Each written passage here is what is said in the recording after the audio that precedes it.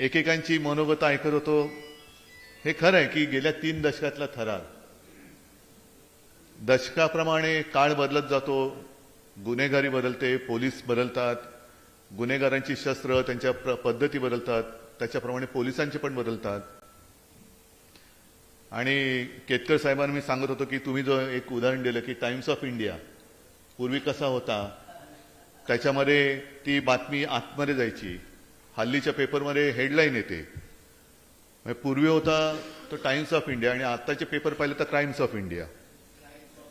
सगळीकडे क्राईम्स, त्याच्याशिवाय पेपर चालेल की नाही अशी पद्धत आहे. म्हणजे पेपर चालवण्यासाठी गुन्हेगार काम करतात का असं माझं काही म्हणणं नाहीये. पण एक नक्की गोष्ट आपल्याला मानायलाच पाहिजे की ज्याला आपण अंडरवर्ल्ड म्हणतो ते वर्ल्ड आहेच. एक वेगळी दुनिया आहे, वेगळं जग आहे. आणि तुमचं पुस्तक मी चाळत असताना कोणाकोणाचे कसे कसे काही संबंध आहेत असू शकतात, हे कल्पनेच्या पलीकडच्या गोष्टी आहेत. म्हणजे त्याच्यामध्ये सहज एक मी पान उलगडलं आणि वाचलं तर छोटा शकील आणि न्यायाधीशाचे तुम्ही संभाषण दिलेले. म्हणजे एखादा गुंड तो थेट न्यायाधीशाकडे सांगते की मेरा काम करके दो, म्हणजे त्याला वसुली काहीतरी करायची होती.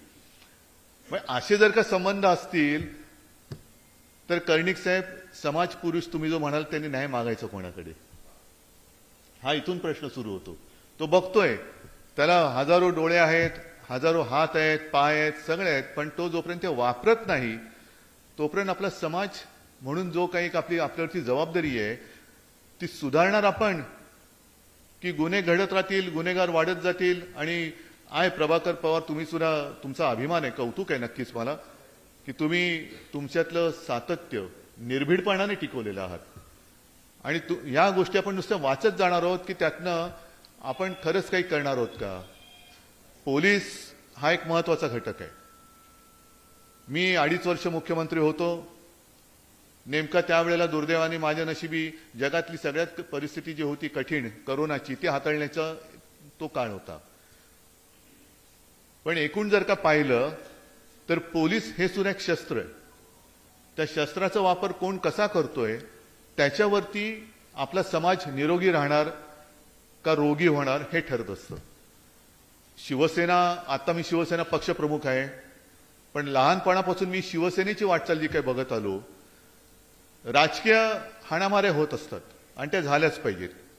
म्हणजे हाणामाऱ्या म्हणजे अगदी काही दंगली नाही मी म्हणत, पण मतभेद असतात, मतभिन्नता असते, आंदोलनं असतात.